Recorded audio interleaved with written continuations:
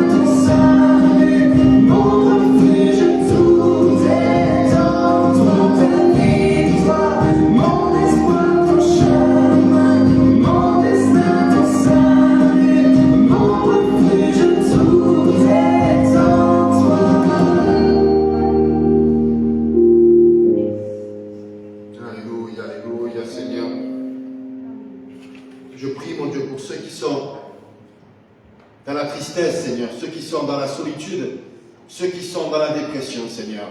Je brise au nom de Jésus-Christ toute forteresse de dépression. Je renverse tous les arguments, toute hauteur d'esprit dans le nom puissant de Jésus-Christ. Je brise maintenant au nom de Jésus-Christ toute forteresse d'orgueil, de maman, de manipulation, de séduction, de Jézabel et Nathalie. Je renverse, je brise toutes ces forteresses dans le nom de Jésus-Christ. Seigneur, je te demande ta gloire et ta puissance, Seigneur. Que nos voiles d'aveuglement, que les bancs de l'âge magique tombent dans le nom puissant de Jésus-Christ. J'appelle la liberté sur ton peuple, Seigneur.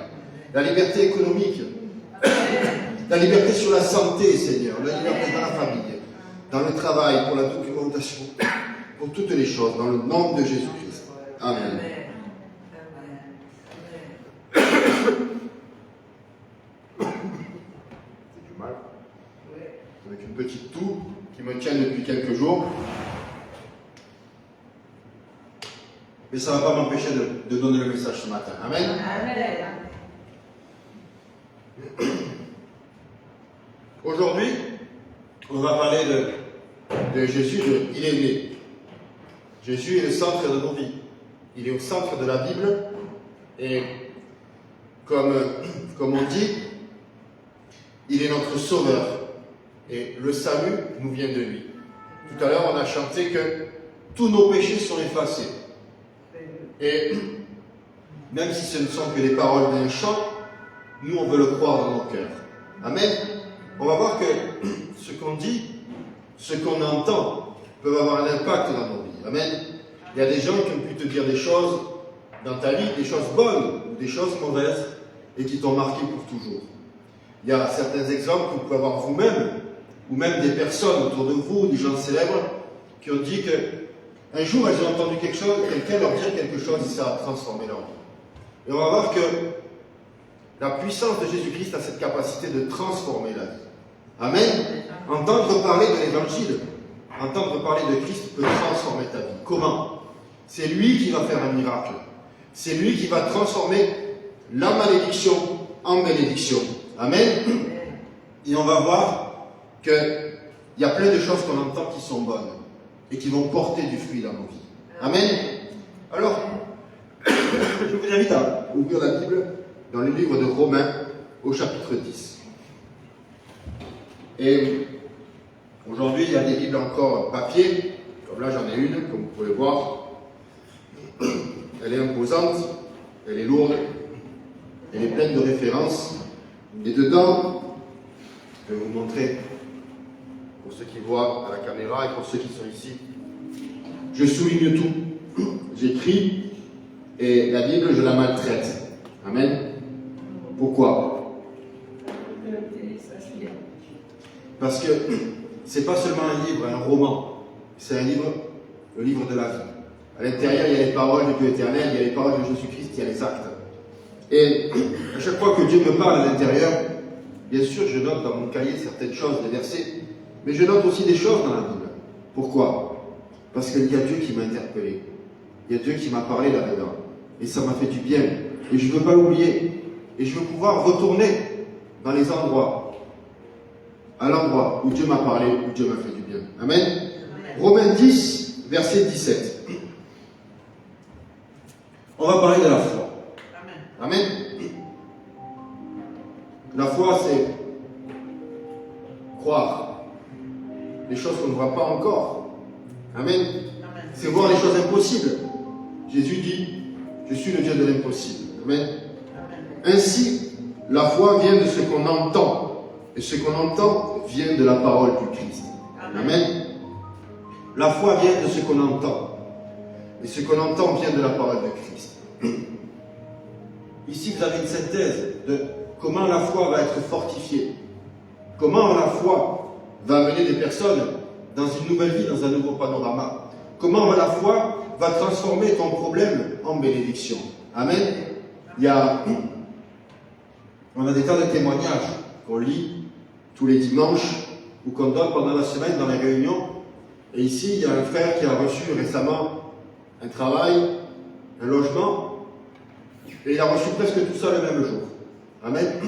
Ça faisait des mois qu'on priait pour ça, et le Seigneur a mis sa main puissante. Et de façon miraculeuse, il a permis à cette personne de recevoir la bénédiction. On a prié, on a demandé, on a clamé à Dieu pour que Dieu puisse répondre. Et le Seigneur a mis sa main de puissance et il a fait un miracle. Amen. Et pourquoi on donne ces témoignages? Parce que toi, tu vas les entendre, moi, je vais les entendre, et ça va activer la foi dans les zones de ma vie où il y en a besoin. Amen. Peut-être c'est dans ton économie, peut-être c'est dans ta famille, peut-être c'est dans ta santé, dans le domaine que toi tu veux. Mais le fait d'entendre ce témoignage, ça va activer ta foi. Amen. Il y a un témoignage qui a été donné, je crois qu'il y a une semaine ou deux, par le pasteur en Argentine, une famille qui avait mis de l'argent pour un loyer, pour un logement, etc. Alors je vais le résumer parce que je ne m'en souviens plus dans les détails. Mais en fait, ils avaient un problème financier pour un logement, pour un appartement. Le propriétaire a augmenté le loyer de façon subite. Et du coup, ils se sont retrouvés dans une situation qui était imprévue, qui était compliquée et qui était insoluble. Ils n'avaient plus de solution. Et le Seigneur a transformé cette situation et en leur donnant un meilleur travail. Il a ouvert des portes plus grandes. Et alors, ce problème, au départ, est devenu ensuite une bénédiction. Parfois, on passe par des épreuves, par des moments difficiles. Et le Seigneur nous en sort par sa main puissante et par sa gloire. Amen. Amen. La Bible dit que tout concourt au bien de ceux qui aiment Dieu. Amen. Amen. Et parfois, on passe par des difficultés, des épreuves. Et derrière, on comprend que c'est pour nous bénir. Et que le Seigneur a quelque chose de plus grand pour nous. Amen. Et moi, je veux le croire ce matin. Je veux le croire et je vais vous l'annoncer. Amen. Jésus est mort à la croix pour beaucoup. C'était la fin de beaucoup de choses. Vous avez vu leur maître, leur exemple, mourir sur une croix. Ils pensaient que tout était terminé. Mais la résurrection a amené encore plus de bénédictions. Parce que par sa mort, Jésus a effacé tes péchés et mes péchés, comme on l'a chanté tout à l'heure. Amen. C'était le plus grand acte de consécration. Et là, je fais le lien avec l'année 2024. Amen. On a reçu la parole prophétique pour 2024. C'est une année de consécration. Amen. N'oublions pas ça. Que l'année va être ponctuée par des trimestres. Chaque trimestre, nous avons une parole spécifique avec des versets. Mais le grand thème, c'est année de consécration. La consécration, ça ne veut pas dire que tu dois être tous les jours, 3 fois par jour à l'église à servir. La consécration, c'est dans le cœur. Amen. Tu n'as pas besoin de... Et on va le voir. On va le voir dans les exemples que je vais lire aujourd'hui. La consécration, c'est pas de servir Dieu comme un fou 24 heures sur 24. La consécration, c'est dans le cœur. Amen. Amen. Et je crois que on va découvrir au fil de l'année ce que Dieu a prévu pour nous. Des fois, on veut tout comprendre du premier coup. On veut tout savoir du premier coup. Je vais vous donner un exemple par rapport à ça. C'est mon témoignage. Quand j'avais 5 ans, j'étais à l'école maternelle et je ne savais pas lire. Et je lisais des BD humoristiques, Picsou, Pif et Hercule, pour ceux qui connaissent, et d'autres BD. Et je lisais que je pouvais voir que les images, parce que je ne savais pas lire. Déjà avec les images, ça me procurait du plaisir, et j'étais content, je rigolais parce qu'il y avait des images qui étaient marrantes, etc. Mais je demandais à mes deux grands frères et à ma mère, mais est-ce que vous pouvez me lire ce qui est écrit là? Alors je leur demandais de lire, alors ils prenaient le temps, ils lisaient une fois, deux fois, trois fois. Mais tous les jours, je venais leur demander, tu peux me lire ça et relire ça? Parce que je voulais en savoir plus. Et ils m'ont dit, mais tu vas apprendre à lire. Tu vas arriver à l'école primaire, à la première année qui s'appelle le CP, et il y a un maître, une maîtresse qui va t'apprendre à lire. Et moi j'avais entendu ça. Et je me suis dit, je vais apprendre à lire. Alors j'aurais plus besoin d'eux, je serai autonome pour faire ci, pour faire lire, c'est m'aider, pour faire ça, et je vais pouvoir être autonome là-dedans. Et j'y voyais la grande bénédiction. Et la chose marrante qui s'est passée, c'est que je suis allé le premier jour à l'école primaire, le CP, et le premier jour, on te présente l'école, bref, une présentation, on va dire. Et le soir, je suis rentré à la maison, et ma mère me demande, mais pourquoi tu es en colère? Qu'est-ce qui se passe? J'étais triste. Elle me dit, mais pourquoi, qu'est-ce qui se passe? La maîtresse, c'est pas gentil. J'ai dit non. J'ai dit, moi, je pensais qu'on allait m'apprendre à lire le premier jour, et on m'a pas appris à lire. Et des fois, on croit que le Seigneur, il va tout vous donner en un jour. Il me fallait plusieurs mois, plusieurs semaines pour apprendre à lire. Et c'est ce que le Seigneur fait avec nous. J'étais triste et déçu parce que je m'étais mis dans la tête que le premier jour, on allait m'apprendre à lire et le soir, je pourrais lire mes BD. Le Seigneur, parfois, il prend du temps pour nous montrer les choses. Il prend du temps par amour parce qu'il veut qu'on ne se trompe pas. Qu'on apprenne à lire en profondeur. Qu'on apprenne à le comprendre, à l'entendre, à l'écouter. Comme lui le veut. Amen. Alors j'ai pris ma patience, ma persévérance, et je suis retourné à l'école, jusqu'à savoir lire et écrire correctement. Amen. Des fois, on se fait des idées. Ça vous fait rire. Je pensais que j'allais apprendre à lire en un jour. Et les autres jours de l'année, j'allais faire quoi? Amen. Il y a un célèbre philosophe qui s'appelle Snoopy, qui discute et avec son ami. Il dit, mais un jour, on va mourir. Et Snoopy répond, oui, mais tous les autres jours, on va vivre. Amen. Amen. Tous les autres jours, tu vas être avec le Seigneur, avec Jésus. Ne perds pas cette opportunité de mettre Jésus au centre de ta vie. Qu'il soit la consécration dans ton cœur. Qu'il soit le centre de ta vie.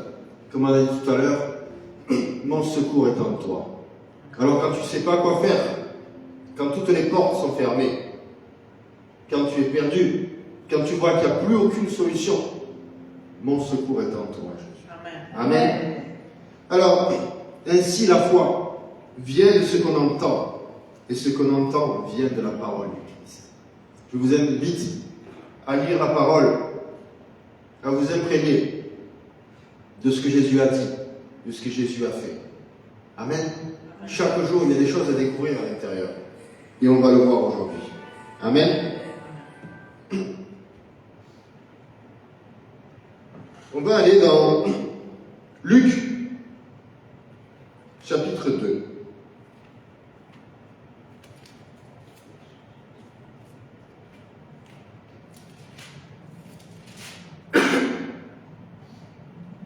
À partir du verset 4. Et on va voir comment Jésus est arrivé sur cette terre. On va voir comment le Dieu éternel, celui qui a créé l'univers, la terre, a procédé pour envoyer son Fils unique, pour envoyer le salut sur l'humanité. Et parfois on se demande, mais que fait Dieu? Et on va voir que parfois les actions de Dieu sont tellement claires, tellement simples, qu'on ne les voit même pas et qu'on a du mal à les comprendre. Et on va voir que la façon d'agir de Dieu, elle a un sens et une signification parfois. Amen. Évangile de Luc, chapitre 2, à partir du verset 4.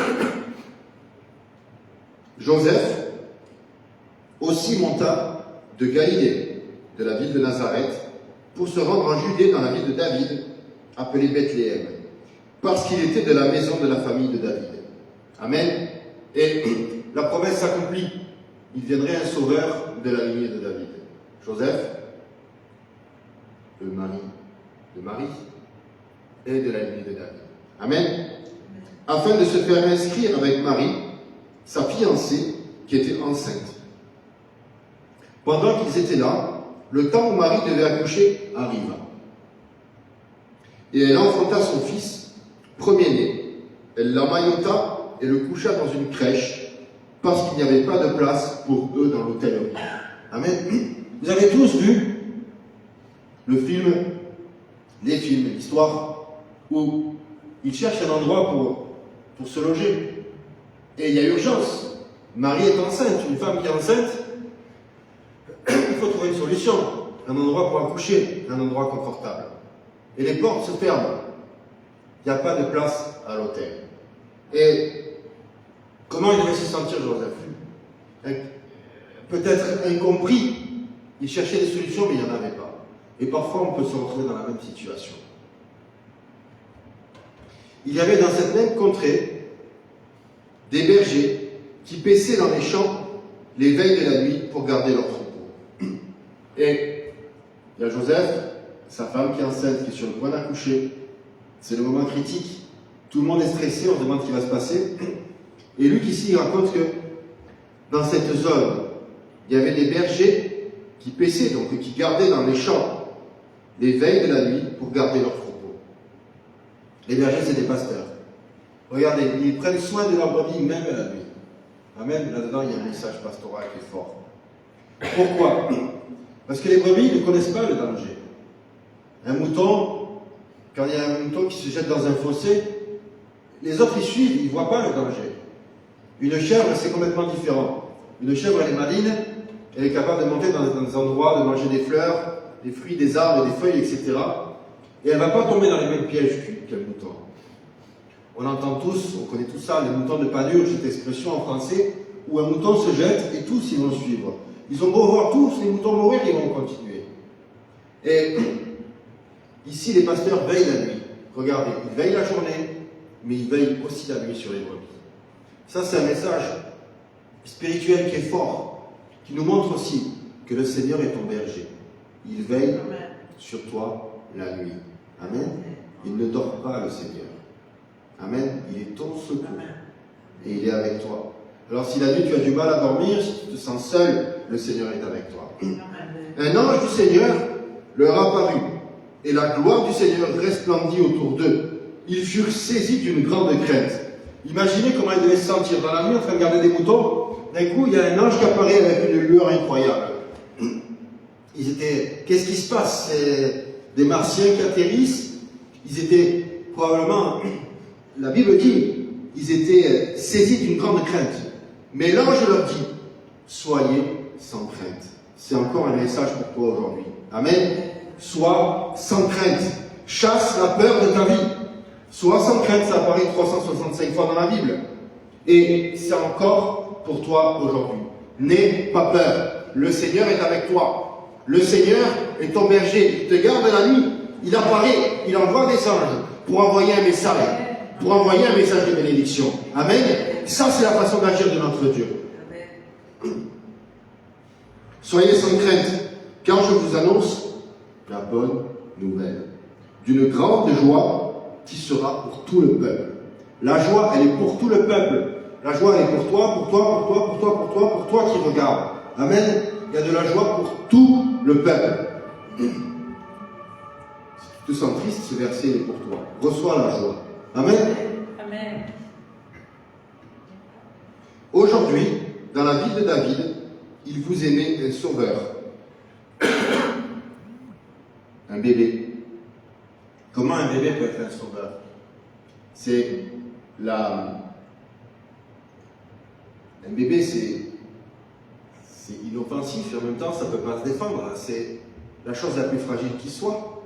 Ça a besoin d'attention toutes les heures, les 2 heures, donner à manger, s'en occuper.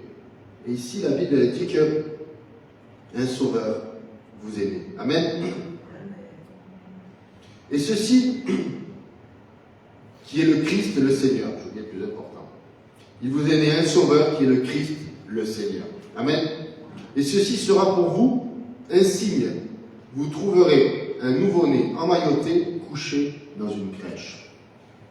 Le Dieu éternel qui a créé la terre et l'univers n'a pas fait naître son fils dans un palais, ni dans un hôtel 5 étoiles avec jacuzzi, hammam et petit déjeuner continental.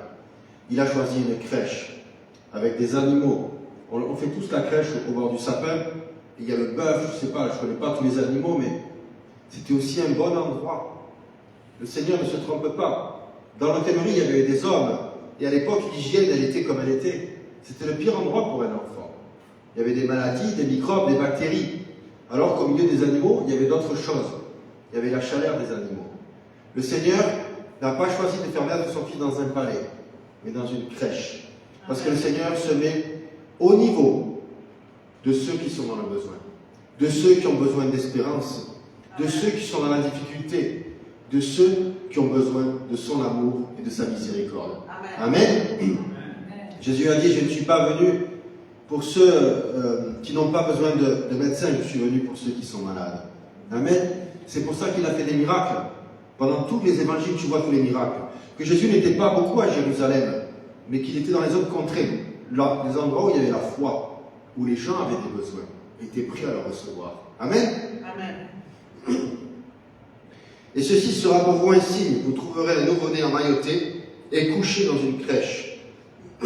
Et soudain, il se joignit à l'ange une multitude de l'armée céleste qui louait Dieu et disait « Gloire à Dieu dans les cieux très hauts, et paix sur la terre parmi les hommes qu'il agrée. » Amen. Amen. Ces bergers, ils ont vu un concert de feu et de lumière. Ils ont vu des anges, ils ont vu la gloire, ils ont vu les chants merveilleux. Ils se sont dit, mais qu'est-ce qui est en train de se passer? Un enfant était né dans une étable, dans une crèche, et des anges et la gloire de Dieu étaient en train de se manifester au milieu de la nuit, au milieu de bergers, des hommes simples comme toi et moi. Le Seigneur veut mettre sa gloire et se manifester sur des hommes simples et des femmes simples comme toi et moi. Amen. Amen. Alléluia. Que ce soit un encouragement pour vous. Verset 15. Lorsque les anges se furent éloignés d'eux vers le ciel, les bergers se dirent les uns aux autres. Allons donc jusqu'à Bethléem et voyons ce qui est arrivé, ce que le Seigneur nous a fait connaître. Ils y allèrent en hâte et trouvèrent Marie, Joseph et le nouveau-né dans la crèche. Amen. Le Dieu éternel a choisi une crèche, un endroit avec des animaux pour faire venir son Fils. Amen. Dieu est beaucoup plus simple que ce qu'on imagine.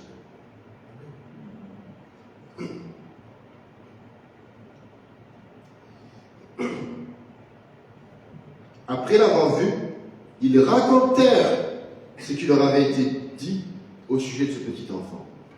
Ils racontèrent. Amen. Ils donnèrent le témoignage. Amen. La foi vient de ce qu'on entend. Amen. Ici, sont allés raconter la bonne nouvelle qu'un sauveur nous est venu. Amen. Amen. Ouvre ta bouche. Raconte ce que Dieu fait dans ta vie. Raconte aux autres. Amen. Ici, ils ont eu une nuit spectaculaire. Ils étaient en train de garder des brebis, peut-être en train de, au coin du feu, en train de raconter des histoires, de faire attention qu'il n'y ait pas les brebis qui s'échappent. Des anges sont apparus, etc. Ils ont vu le salut pour l'humanité. Et à partir de là, ça a tellement touché leur vie, cette semence, ce qui a été semé dans leur vie, qu'ils sont allés le raconter à d'autres. Amen. Dans cette année, on va semer le royaume de Dieu. Amen. Raconter, donner les témoignages de ce que Dieu a fait. Amen. Nous sommes dans un quinquennat de liberté, de libération. Et peut-être qu'au milieu du chaos, au milieu de la pire difficulté de ta vie, le Seigneur va faire un miracle. Et alors tu vas le raconter à d'autres. Et ça va t'encourager toi, ça va encourager tes voisins, ça va encourager ta famille, ça va encourager les gens avec qui tu travailles. Amen. Amen. Tous ceux qui les entendirent furent dans l'étonnement. Amen. Amen. Quand tu partages l'évangile de Christ, les gens vont être étonnés. Tu ne sais pas l'histoire, tu ne racontes pas l'histoire du film que tu as vu hier, tu annonces la vie. Amen. Amen. Tous ceux qui les entendirent furent dans l'étonnement de ce que leur disaient les bergers. Marie conservait toutes ces choses et les repassait dans son cœur. Et les bergers s'en retournèrent en glorifiant et louant Dieu pour tout ce qu'ils avaient entendu et vu. Amen. Toi aussi, tu vas voir des choses. Tu vas entendre et tu vas voir. Amen. Amen. Conformément à ce qui leur avait été dit. Quand le 8e jour fut accompli, il fut circoncis et fut appelé Jésus, du nom indiqué par l'ange avant sa conception. Et quand les jours de la purification furent accomplis, selon la loi de Moïse, on l'amena à Jérusalem pour le présenter au Seigneur, suivant ce qui était écrit dans la loi du Seigneur, tout mâle, premier-né, etc., etc. Et pour offrir un sacrifice, une paire de tourterelles et 2 jeunes pigeons, comme c'est prescrit dans la loi du Seigneur. Bon, ça aujourd'hui on ne le fait plus. Et voici qu'il y avait à Jérusalem un homme du nom de Siméon. Cet homme était juste et pieux. Il attendait la consolation d'Israël et l'Esprit Saint était sur lui. Amen. Cet homme était consacré. Est-ce que la Bible dit qu'il était en train de prêcher devant des millions de personnes? Non. Cet homme n'était pas à la tête d'une armée, c'était un homme pieux et juste. Et Dieu lui a permis, à travers cette consécration, de voir le salut. Regardez, c'était une consécration qui était merveilleuse. Il avait été divinement averti par le Saint-Esprit qu'il ne verrait pas la mort avant d'avoir vu le Christ du Seigneur. Amen. La promesse merveilleuse. Il vint au temple, poussé par l'Esprit. Moi, je veux être poussé par l'Esprit au bon endroit. Amen. Tu sais quoi? Des fois, on veut être à un endroit et le Seigneur nous pousse à un autre, parce que la bénédiction elle est ailleurs. Et quand tu es au bon endroit, au bon moment, et que le Saint-Esprit t'y pousse, qu'est-ce que tu vas voir? La bénédiction. Et Siméon, il a vu ça. Il vint au temple, poussé par l'Esprit. Et comme les parents apportaient leur petit enfant, Jésus, pour accomplir à son égard ce qui était en usage d'après la loi, il le reçut dans ses bras, bénit Dieu et dit, regardez, sa bouche, elle s'ouvre. Quand tu es au bon endroit, au bon moment, qu'il y a la bénédiction, que le Saint-Esprit te pousse, alors ta bouche, elle s'ouvre. Maintenant, Maître, tu laisses ton serviteur s'en aller en paix, selon ta parole. La promesse est accomplie. Car mes yeux ont vu ton salut. Il a vu un bébé. Mais la Bible dit que, et c'est dans les paroles qu'on va avoir cette année, tu peux semer quelque chose de tout petit, une toute petite graine. Tu deviens quelque chose de très grand. Amen. Et cet homme a vu un bébé, mais il a vu le salut pour l'humanité. Alléluia. Des fois, on croit qu'on prie à Dieu pour que Dieu nous donne un projet énorme, pour que Dieu nous donne une bénédiction incroyable et monstrueuse. Et Dieu te donne une petite idée, une petite graine. Parce que c'est à toi à l'arroser, à prier dessus, pour que le Seigneur la fasse pousser. Amen. Et Siméon, il nous dit ici, car mes yeux ont vu ton salut. Il a seulement vu un bébé, mais il a vu toute la gloire et le salut pour l'humanité. Regardez comment la vision de Dieu pour l'humanité. Siméon avait cette révélation. Un enfant né dans une crèche, un enfant amené à Jérusalem au temple, et il était le salut. Des fois, on s'attend à voir, si tu es le Dieu de l'univers, peut-être que tu voulais faire un palais énorme, faire venir le Fils dans la gloire avec des chariots de feu, je ne sais pas. Non. C'était Marie et Joseph, des inconnus, des gens qui n'avaient pas de rôle important dans la société. Le Seigneur regarda ça. Amen. Car mes yeux ont vu ton salut, que tu as préparé devant tous les peuples. Regardez, cet homme était juif, mais il dit que le salut est pour tous les peuples. C'est pour ça qu'on annonce l'évangile à tout le monde. À ceux qui croient, à ceux qui ne croient pas, à toutes les couleurs des humains de la terre, à toutes les religions, à tous les peuples. L'évangile est universel. Lumière pour éclairer les nations et gloire de ton peuple, Israël. La lumière pour éclairer les nations. Les nations aujourd'hui ont plus que jamais besoin de lumière. On vit dans un monde qui est dans un chaos terrible. Il y a la guerre à plusieurs endroits sur la planète. Et ça a explosé comme ça du jour au lendemain. Les nations ont besoin de la lumière. Si tu prêches l'évangile à ton ennemi, peut-être que s'il se convertit, il va devenir ton ami. Et ça, c'est une façon de transformer le monde. Alléluia. Amen.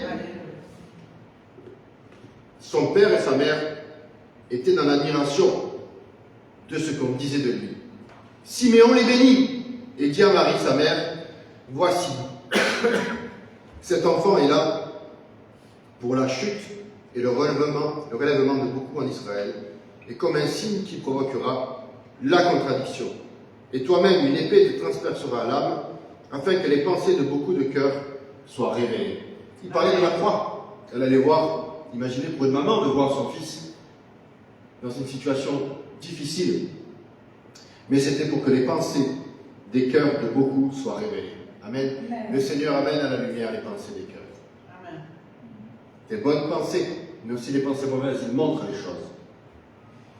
On va voir quelqu'un d'autre qui était consacré à cet endroit-là. Il y avait aussi une prophétesse, Anne, fille de Phanuel, de la tribu d'Asser. Elle était d'un âge fort avancé. Dans d'autres versions, je crois qu'on dit qu'elle avait 87 ans, quelque chose comme ça.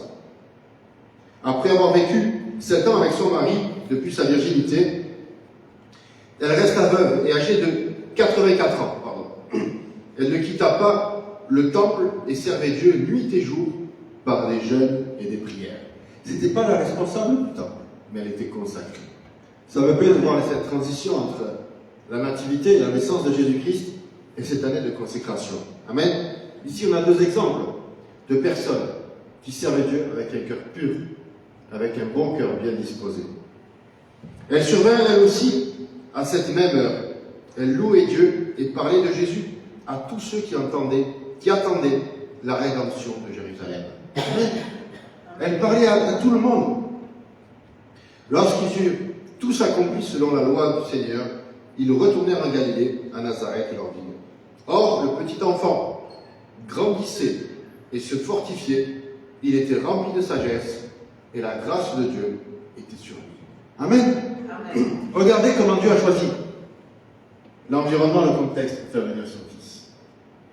Des fois, on s'attend à ce que, quand on prie, il y ait des éclairs du ciel, la foudre qui tombe, que Dieu agisse de façon incroyable.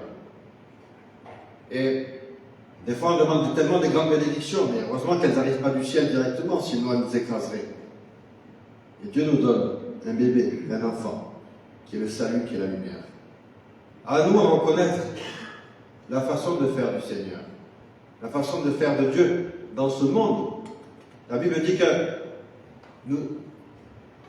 Jésus dit que mon royaume n'est pas de ce monde. Nous-mêmes, nous ne sommes pas de ce monde. Nous vivons dans ce monde, mais nos principes, notre prière, notre façon de vivre n'a rien à voir avec les choses de ce monde. Amen. Et je vais vous lire, maintenant on va aller dans Jean, chapitre 6. Prenez le Jean 6 à partir du verset 28.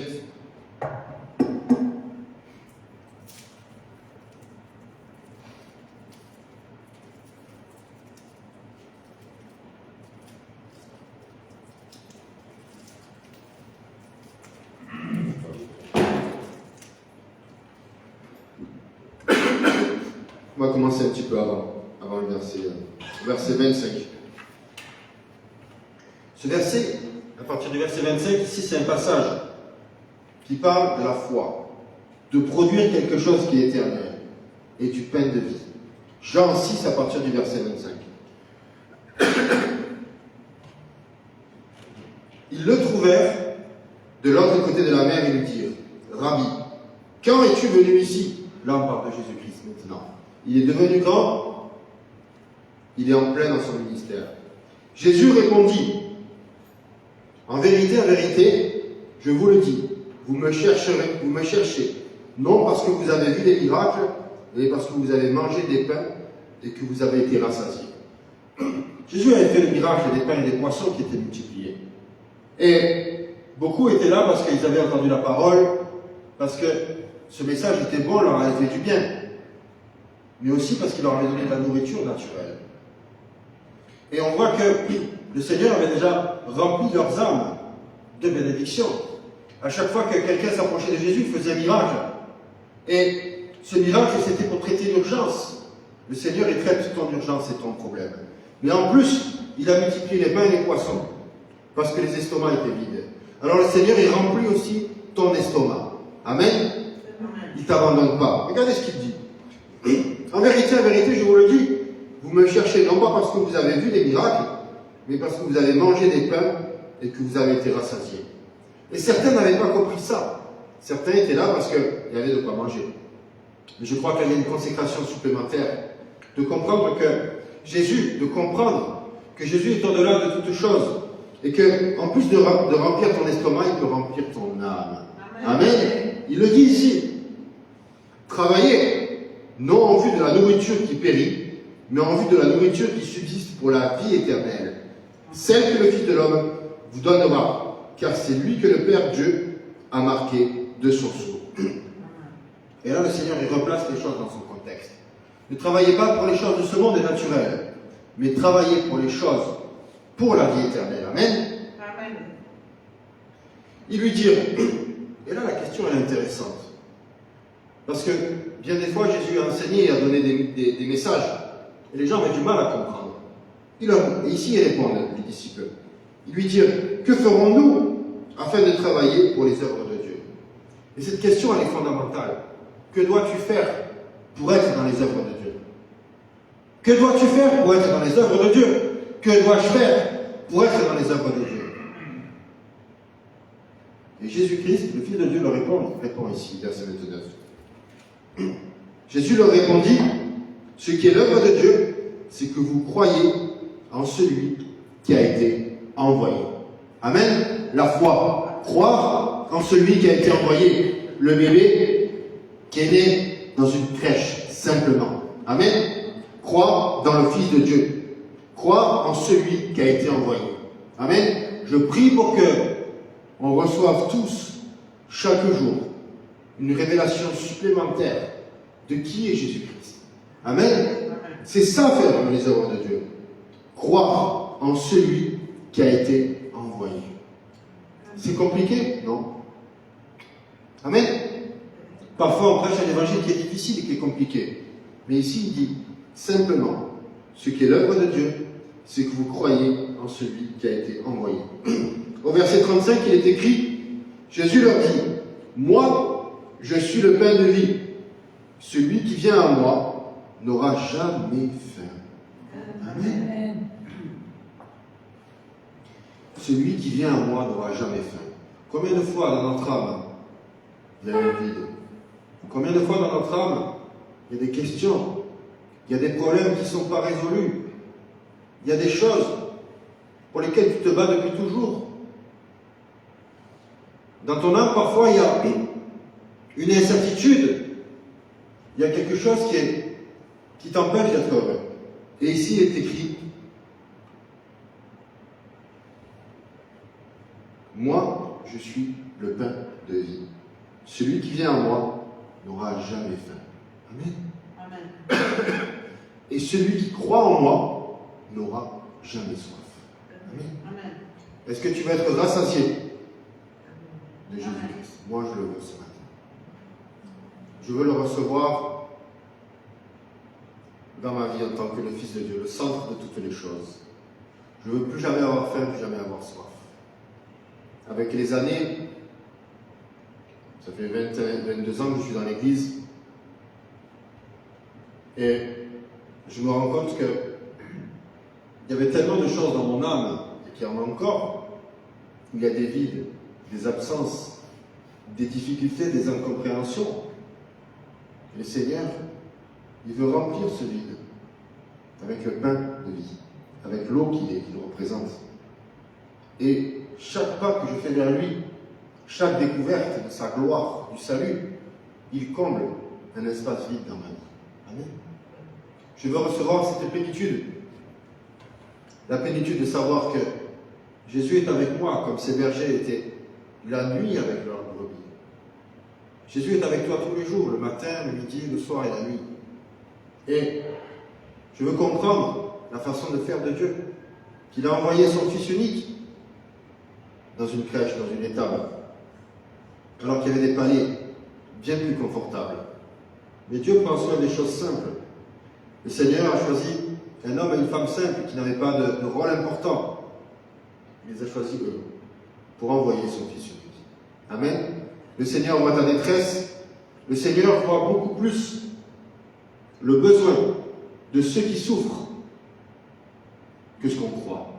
Amen. Il voit aussi le mal qui est fait par certains hommes à travers les guerres, à travers les oppressions, à travers l'esclavage financier, etc. Il voit tout, le Seigneur. Et jusqu'à un moment, le Seigneur a de la patience. Mais quand son peuple crie, quand son peuple demande la miséricorde, quand son peuple demande de sortir des problèmes, des jours et des difficultés, alors le Seigneur envoie sa main puissante pour les délivre. Amen. Quand la prochaine fois que tu vas voir ça, quand tu vois les pyramides en Égypte, pour beaucoup c'est des endroits touristiques aujourd'hui, magnifiques, c'est beau, c'est grandiose. En réalité, c'est le cimetière de milliers, de dizaines de milliers d'esclaves, des hommes et des femmes qui ont construit ces pyramides. Il n'y avait pas les moyens d'aujourd'hui, beaucoup sont morts. C'est des cimetières à ciel ouvert. Regardez comment l'homme fait. Chaque jour, on entend encore plus d'oppression, plus de difficultés. La méchanceté est encore plus grande aujourd'hui, chaque jour. Beaucoup d'Hébreux ont certainement, à l'époque c'était le peuple hébreu, ils étaient des esclaves en Égypte, ont construit ces pyramides. Eux et d'autres peuples, d'autres esclaves. Et pareil, quand tu regardes certains bâtiments, des cathédrales catholiques, etc., ou des bâtiments grandioses, à cette époque, il n'y avait pas de machines, il n'y avait pas de grues. Il y avait des morts. Et il y avait encore des morts au XXe siècle, quand les bâtiments, les gratte-ciels aux États-Unis ont été construits. Les hommes n'avaient pas de corde, c'était pas attaché. Il y avait souvent des gens qui tombaient, qui mouraient. Et point, ça s'arrêtait là. Et Dieu voit tout ça. Dieu voit celui qui se comporte bien. La Bible dit que si tu as 2 tuniques, donne à celui qui en a pas. Il voit celui qui fait du bien et celui qui oppresse. Amen. Et comme je disais la dernière fois, il n'y a plus de pile alors.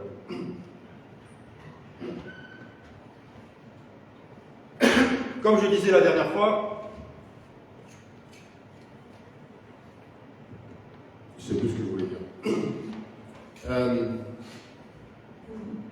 Ceux qui sont déjà ils sont tombés à New York. Voilà. Le Seigneur, il voit chaque chose. Il voit celui qui est dans la difficulté, dans l'oppression.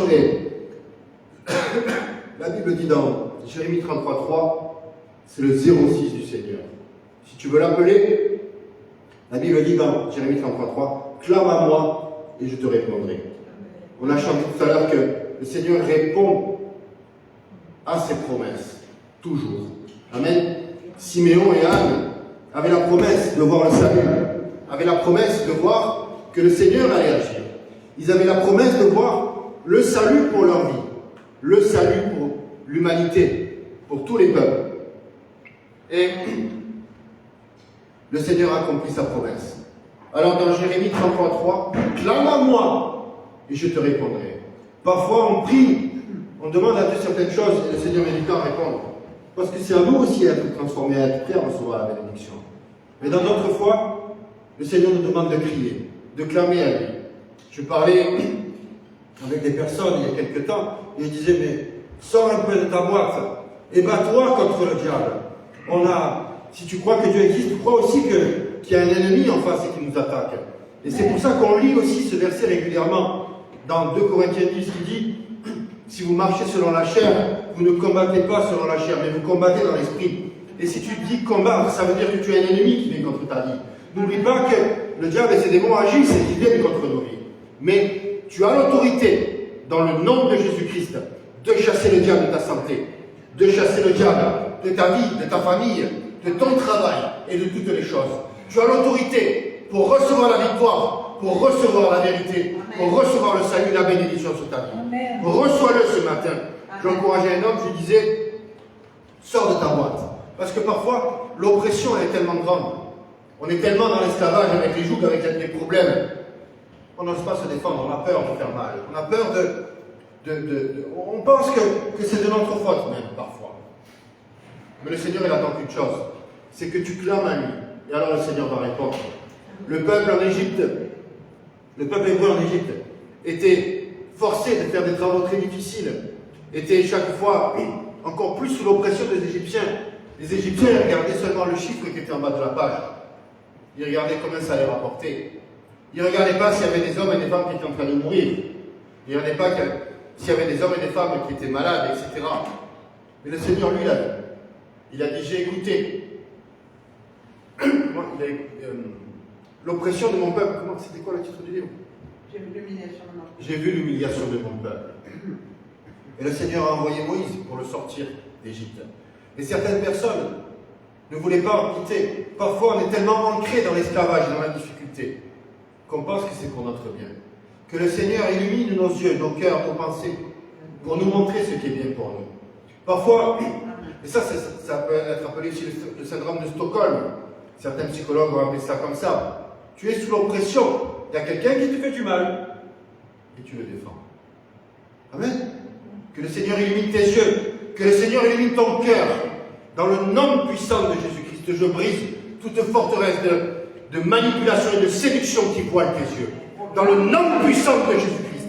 Le diable, je te mets dehors de la vie de mes frères et mes sœurs. Tout ce qui tient votre économie, tout ce qui tient vos familles, je le chasse. Dans le nom de Jésus-Christ. Je renverse les arguments et les forteresses. Et Seigneur, je te demande d'illuminer les yeux, les pensées, le cœur de mes frères et mes sœurs. Tout ce temps. Voilà ce que je voulais dire pour aujourd'hui. Que le Seigneur est avec nous. Amen. Amen. Dieu avait choisi ce temps merveilleux il y a 2000 ans pour envoyer son Fils de façon simple. Ce n'était pas dans un palais. Amen. Et pourtant, Jésus n'a pas manqué de rien. La Bible dit dans notre passage que des rois, des mages, on appelle ça des mages, sont venus de contrées lointaines, ont mené de l'or, ont amené un trésor au pied de Jésus, à Joseph et à Marie. Et à quoi il a servi cet argent? Il a servi à Joseph de créer cette entreprise de menuiserie, c'était le charpentier, mais également pour les encourager, pour leur montrer que Dieu était avec eux. C'était de l'argent pour payer les études du petit. Amen. Des fois, dans les projets, on se demande comment Dieu va faire. Et le Seigneur, il envoie la ressource. Il envoie ce que tu as besoin de loin, d'une façon inattendue. Imaginez Joseph. Sa femme venait d'accoucher. Et une femme qui vient d'accoucher, elle est épuisée. Il était dans une auberge avec des animaux. Et il y a des bergers qui tapent à la porte. Mais qu'est-ce que c'est que ça? Peut-être il est sorti avec une balle de baseball, avec un doigt. Qu'est-ce qui se passe? Et après, il y a des rois qui arrivent. Et encore. Mais qu'est-ce qui se passe? Imaginez la scène. On imagine la scène, nous, au pied du sapin, avec tout le monde qui se prosterne comme ça. Mais Joseph, il devait être stressé. Il n'était pas marié. Sa femme était enceinte d'une façon miraculeuse. Vous ne croyez pas qu'il avait des doutes, des questions? Des fois, vous savez, une fois j'entendais un garçon, un homme, il y a quelques années, il racontait sa vie, il disait que sa mère elle était tombée enceinte, mais elle n'était pas mariée. Et comme c'était une famille catholique, tout le monde l'avait critiqué. Vous savez, cette époque où, quand une femme tombait enceinte et qu'elle n'était pas mariée, ça faisait la risée du quartier, la risée de la ville. Marie n'était pas mariée non plus. Les catholiques étaient en train de se moquer de la même personne qu'ils adorent. Marie et Joseph n'étaient pas mariés. Marie était enceinte de façon miraculeuse. Dans leur tête, il devait se passer des choses incroyables. Et parfois, le Seigneur fait des choses tellement grandes dans ta vie que ton cerveau n'arrive pas à suivre. Amen. Tout ce que tu as pu voir dans toute ta vie, c'est incompréhensible. Mais le Seigneur, il le fait quand même. Amen. Amen. Imaginez Joseph, avec ses rois, ses mages qui arrivent, et qui amènent de l'or, de l'encens, de la myrrhe aussi. Il y avait une somme considérable. Ils se sont dit, mais qu'est-ce qui se passe? Qu'est-ce qui se passe? Les bergers arrivent, il y a la gloire de Dieu. Et ensuite, quand ils présentent l'enfant, Siméon et Anne aussi donnent des bénédictions sur la vie de cet enfant. Amen. Ils étaient aux premières loges des gens simples, sans histoire, aux premières loges du plus grand miracle de toute l'humanité. Le Fils de Dieu qui est venu. Amen. Amen. Et tu es, et je suis, aux premières loges de la même chose. Amen. Amen. Jésus vit en toi. Et tu es aux premières loges de ce qu'il va faire. Les bergers, ils ont vu la gloire de Dieu, ils ont vu les anges. Et ils ont raconté à tout le monde. Anne et Siméon, pareil, ont reçu la gloire de Dieu, ont vu le salut, un bébé tout simple. Le Seigneur, il n'a pas besoin parfois de te montrer des grandes choses. Des choses simples, mais ils ont vu un bébé, mais ils ont vu tout ce qu'il allait faire derrière. Comment à partir d'un bébé, tu peux dire qu'il va amener le salut sur tous les peuples? Parce qu'ils étaient dans l'esprit, l'esprit les a poussés, l'esprit leur a révélé des choses que les autres hommes ne voyaient pas. Amen. Des gens qui étaient consacrés, des gens qui n'étaient pas les plus chefs, les plus responsables, mais qui étaient là, avec un cœur disposé, prêt à écouter l'Esprit de Dieu. Amen. Amen. C'est merveilleux de voir que Jésus agit encore aujourd'hui et que le Seigneur va encore agir. Amen. Amen. Les miracles que tu as reçus, on a reçu une parole il n'y a pas longtemps qui disait que les témoignages que tu as eus il y a des années vont paraître petits par rapport aux témoignages que tu vas donner bientôt. Et que le Seigneur va faire des choses encore plus grandes dans ta vie. Et comme on l'a lu tout à l'heure, je vais le relire, Romains 10, verset 17. Ainsi, ta foi vient de ce que tu entends. Et ce que tu entends vient de la parole de Christ. Amen. Alors quand les disciples ont dit Seigneur, augmente-nous notre foi, ici il y a la réponse. La foi vient de ce que tu entends. Alors, écoute ce qui vient de la parole de Christ. Si tu n'as pas de Bible, achète-en une où les paroles de Jésus sont en rouge. Et tu vas voir ce que Jésus dit. Amen. Amen. Et ça va te faire du bien. Tu vas grandir et tu vas être béni. Amen. Amen. Amen. On va se lever, on va prier.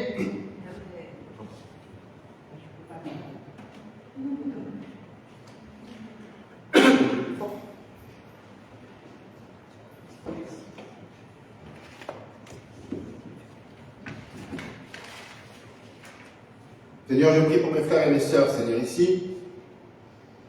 Je prie, Seigneur, pour qu'on puisse tous recevoir le salut, Seigneur. Même à partir des graines, même à partir des petites choses. Voir, mon Dieu, le salut est ton plan, Seigneur, pour chacune de notre vie. Je prie, mon Dieu, pour qu'on puisse rentrer dans une consécration, Seigneur. Peut-être pas de tous les jours, mais une consécration du cœur. Je te demande, Seigneur, ta puissance et ta gloire. Fais des miracles sur les santé, Seigneur. Fais des miracles, mon Dieu, sur l'économie. Fais des miracles, mon Dieu, Seigneur. Transforme notre tristesse en joie, Seigneur. Je prie, mon Dieu, pour que tu prennes soin de nos familles, de ces fêtes, de ce temps, que tu amènes, Seigneur, une bénédiction particulière sur mes frères et mes sœurs, Seigneur. Dans le nom puissant de Jésus-Christ, souffle, Saint-Esprit, Seigneur. Je te demande d'illuminer nos pensées, nos cœurs, nos vies, mon Dieu, et d'amener des plans nouveaux dans cette année, Seigneur. Comme cette femme Anne, qui était âgée, mais qui a pu voir la parole de Dieu, qui a pu voir le salut, qui a pu voir quelque chose que beaucoup attendaient depuis longtemps. Amen. Et qu'elle a vu la promesse s'accomplir. Reçois-le ce matin. Tu vas voir la promesse dans ta vie s'accomplir. N'aie pas peur. Le Seigneur, avec lui, tu n'auras plus jamais faim, plus jamais soif. À la fois dans le monde naturel et dans le monde spirituel, qui est encore plus grand. Amen. Je prie pour que vous soyez bénis d'aujourd'hui pour l'éternité. Je prie pour que la gloire, la puissance de Dieu se manifeste et que votre foi soit agrandie, que votre joie soit agrandie également et que vous puissiez recevoir dans ce temps et dans les temps à venir la réponse à vos prières. Clamez à Dieu de tout votre cœur et le Seigneur va répondre. Amen. Dans le nom puissant de Jésus-Christ. Amen.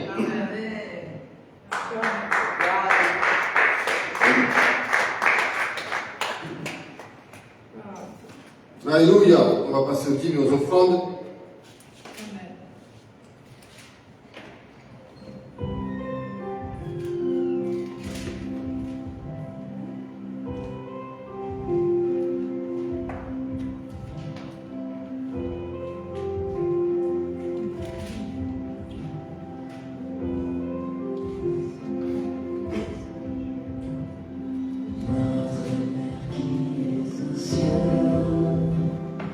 Que ton nom soit